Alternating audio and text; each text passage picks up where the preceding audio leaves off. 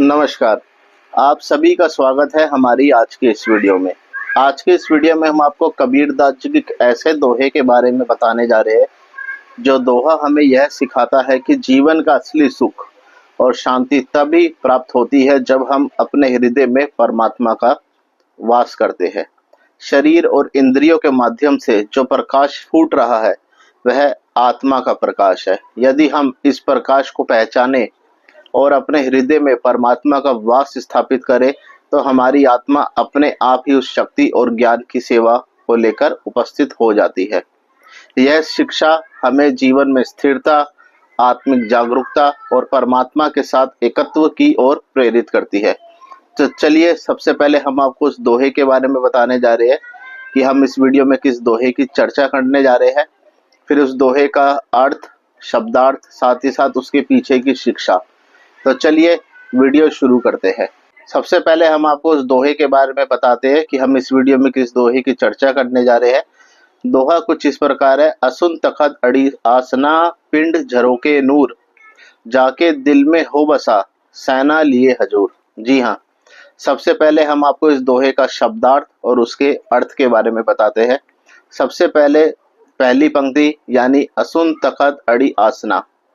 यहाँ असुन तखत यानी शाही सिंहासन जो बहुत स्थिर और मजबूत माना जाता है। अड़ी आसना बल्कि आराम से बैठना, स्थिरता और आराम का स्थान।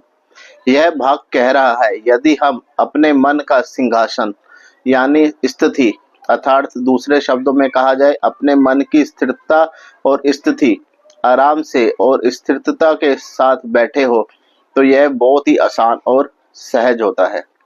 पिंड झरोके नूर। यहाँ पिंड का अर्थ है शरीर या इंद्रियों का प्रतीक। झरोकों का अर्थ है खिड़कियां यानी इंद्रियों के द्वार। नूर मैंने प्रकाश, प्रकाशमान या ज्ञान का प्रकाश। यहाँ कहा जा रहा है शरीर के इंद्र झरोकियों यानी आँख, कान, नाक, जीवा, छिद्र से जो प्रकाश फूट रहा है। यहाँ नूर का अर्थ है ज्ञान और आत्मा का प्रकाश। अब हम आपको दूसरी पंक्ति यानी जाके दिल में हो बसा, सैना लिए हजूर। यहाँ पे जाके दिल में हो बसा का अर्थ है जिसके हृदय में वह बस गया है, और सेना लिए हजूर यानी सेना लेकर हाजिर, अर्थात उस परमात्मा की सेना जो ज्ञान और शक्ति का प्रतीक है। यह भाग कह रहा है कि परमात्मा यह सत्य जिसका वास हृदय में है अपनी सेना लेकर उपस्थित है। अब हम आपको इस दोहे का संक्षिप्त अर्थ बताते हैं। यह दोहा कहता है यदि हमारे हृदय में स्थिरता और शांति हो तो यह अत्यंत आसान है। शरीर के इंद्रियों के द्वारा प्रकाशमान आत्मा का प्रकाश देखना और महसूस करना। जब हृदय में वह परमात्मा या सत्य का वास हो तो वह अपनी शक्ति और ज्ञान की सेवा के साथ उपस्थित रहता है। अब हम आपको इस दोहे की शिक्षा और उसके पीछे के जो जीवन दर्शन है उसके बारे में कुछ जानकारी देना चाहेंगे। यह दोहा आत्मा, मन और शरीर के संबंध में एक गहरी शिक्षाएं प्रदान करता है। आत्मा का स्थिरता और शांति। कबीर जी यहाँ कहते हैं कि मन का सिंहासन या स्थिति बहुत ही आसान और स्थिर है यदि हम उसे सही दिशा में स्थापित करें। मन का स्थिर और शांत रहना ही सच्चा सुख है। इंद्रियों का प्रकाश। शरीर के इंद्रिय झरोखों से जो प्रकाश निकलता है वह आत्मा का प्रकाश है। यह प्रकाश ईश्वरों के दर्शन का मार्ग है। आत्मा का वास और परमात्मा की शक्ति। यदि हमारे हृदय में वह परमात्मा का वास हो तो उसकी शक्ति और ज्ञान हमारे अंदर स्थापित हो जाती है।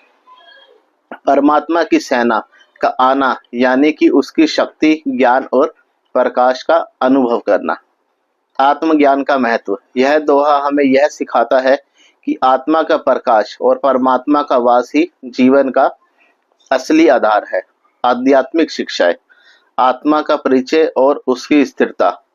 कबीर जी कहते हैं कि आत्मा स्थिर है, बस उसे जागरूकता और ध्यान से समझना है। शरीर, इंद्रिय धारक और सांसारिक वस्तुएं अस्थायी है पर आत्मा शाश्वत है। सभी इंद्रियों का प्रकाश। मानव शरीर के इंद्रिय झरोकों से निकलने वाला प्रकाश आत्मा का प्रकाश है। यह प्रकाश हमें ईश्वर का दर्शन कराता है। परमात्मा की उपस्थिति।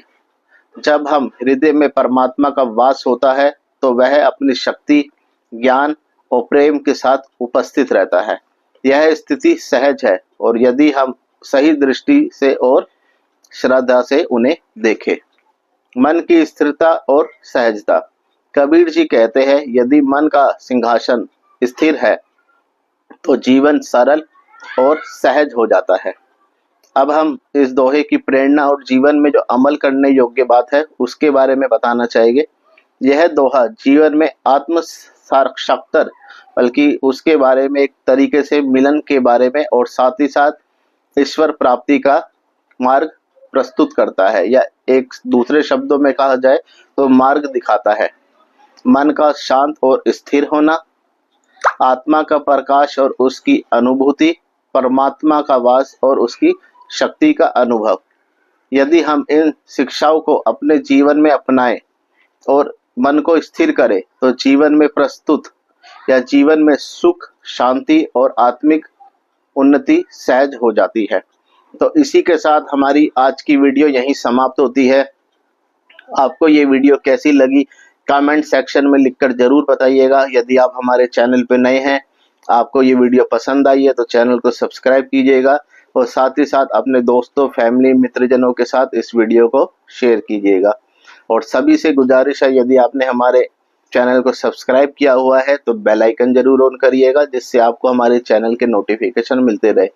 तो चलिए मिलते हैं दोबारा कल एक नई वीडियो के साथ। और वीडियो समाप्त करने से पहले यदि कहीं भी हमसे शब्दों में बोलने में गलती हुई हो या आपको हमारे शब्दों से कहीं भी ठेस पहुंची हो तो हमसे दिल से क्षमा कीजिएगा। धन्यवाद। राधे राधे।